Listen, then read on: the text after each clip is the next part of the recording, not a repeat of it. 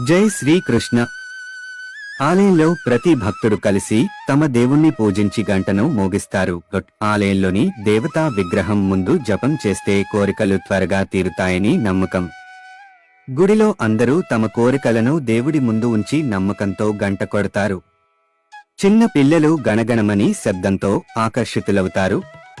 ఇది చాలా సంవత్సరాలుగా కొనసాగుతున్న మన సంప్రదాయాలలో ఒకటి. ఈ సంప్రదాయం వెనుక ఒక గొప్ప శాస్త్రీయ కారణం ఉంది. ఆలయంలో ఉపయోగించే గంటలు మన ప్రాచీన లోహ కళకు అద్భుతమైన ఉదాహరణలు. జింక్, కాపర్, కాడ్మియం, కాంస్య మొదలైన వివిధ లోహాలను కలపడం ద్వారా గంటను చాలా పురాతన కాలం నుండి శాస్త్రీయంగా ఉపయోగించే ఈ రకమైన గంట సుమారు 7 సెకన్ల పాటు గణగణమని ఉత్పత్తి చేస్తుంది.